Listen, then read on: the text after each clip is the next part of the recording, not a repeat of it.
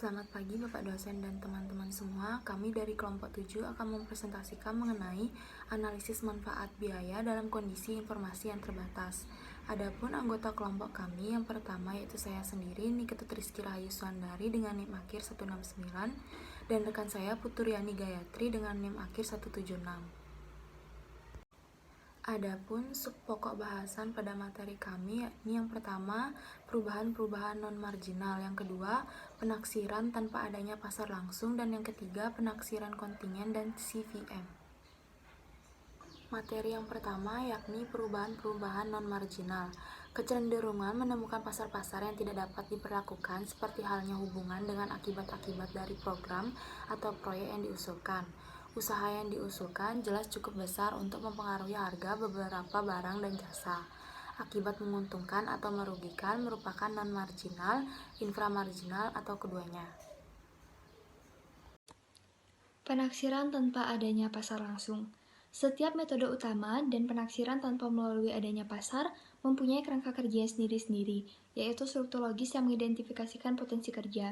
Meskipun demikian, semua mengarah pada satu konsep dasar, di mana barang-barang yang tidak dipasarkan diwakilkan dalam fungsi utilitas seperti barang lainnya.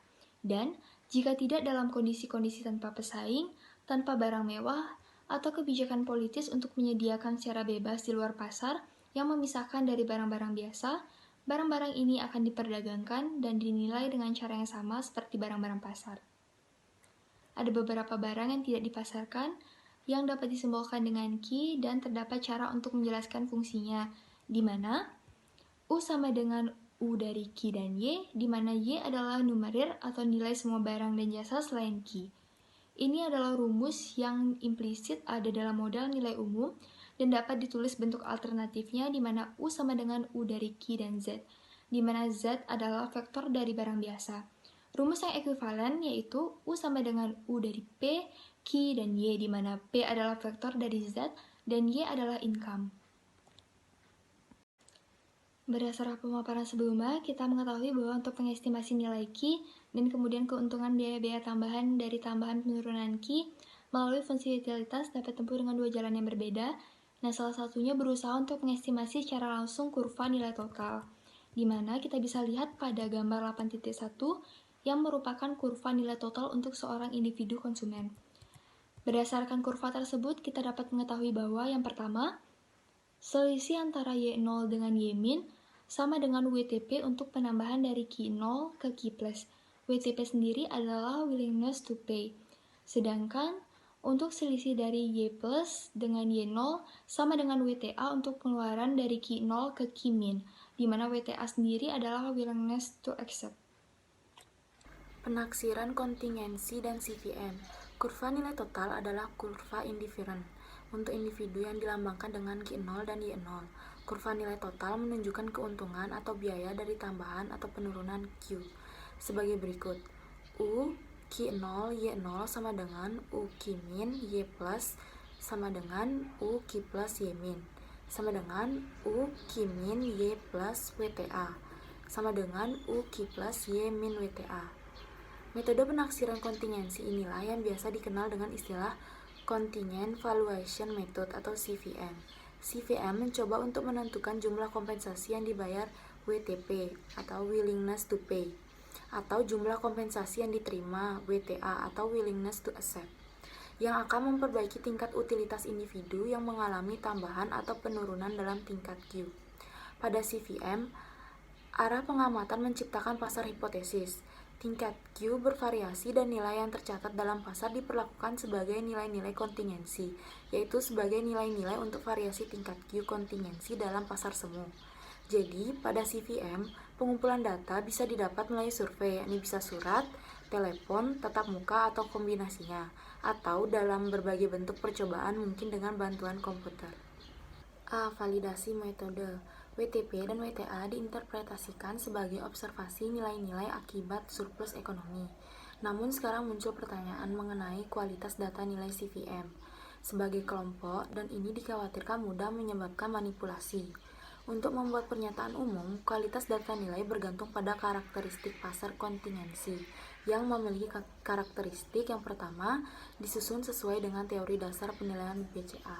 Yang kedua, pasar ditandai dan dijelaskan dengan detail untuk memberikan informasi dan dimensinya yang menonjol. Situasi yang bagaimana agar individu merasa betah, hak apa yang akan ditransfer apabila perdagangan disetujui. Yang ketiga, barang dan jasa Q harus dibatasi dan penawaran kenaikan atau penurunan di dalamnya harus disebutkan.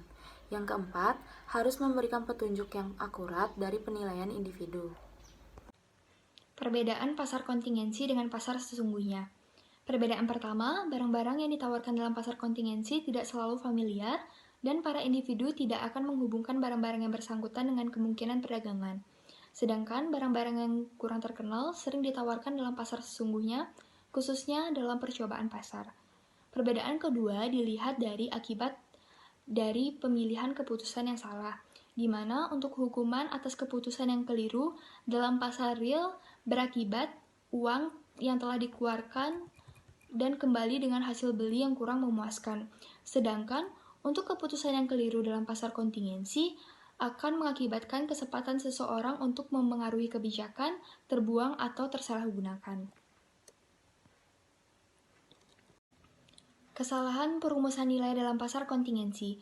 Jika rumusan dalam pasar kontingensi tidak sempurna, nilai yang dirumuskan akan terjadi beberapa kesalahan. Ketika penilaian disajikan dalam Hicksian Framework, WTP untuk naiknya Q dan WTA untuk penurunannya, ketidaksempurnaan rumusan mengarah pada understatement terhadap WTP dan overstatement terhadap WTA. Akibatnya langsung dari rumusan yang tidak lengkap ialah melemahkan pernyataan atau understatement keuntungan dan melebihnya pernyataan overstatement kerugian. D. Strategi optimal individu. Dalam setiap kasus, partisipan yang suka komoditas Q tapi tidak suka menanggung biaya tambahan harus merancang strategi untuk menambah pengharapan agar kebijakan tersebut diwujudkan, tapi ceteris paribus untuk mengurangi biaya tambahan yang harus ditanggung. Yang pertama, laporan WTP sama dengan atau kurang dari WTP tersusun. Strategi optimal dihubungkan dengan ukuran sampel. Yang kedua, jika seseorang curiga terhadap WTP yang disusun berbeda dengan orang lain, membesar-besarkan perbedaan sehingga mengganti nilai rata-rata sampel WTP yang dilaporkan menjadi lebih dekat dengan WTP orang lain. Yang ketiga, tanpa strategi adalah sesuatu yang disukai individu untuk mengatakan yang sesungguhnya. Dalam kasus pertama, ada kecenderungan untuk merendahkan penilaian keuntungan. Dalam kasus kedua, perubahan WTP individu akan bertambah, meluasnya interval kepercayaan sekitar keuntungan yang diperkirakan. Dalam kasus 3, sedikit menyimpang dari gagasan pasar kontingensi dan lebih baik dijelaskan sebagai referendum pasar kontingensi. Pertanyaan referendum, apakah Anda setuju atau tidak terhadap program yang memberikan perubahan Q jika membebankan biaya per tahun? Hanya permintaan agar partisipan menetapkan agar WTP-nya untuk perubahan Q akan kurang atau lebih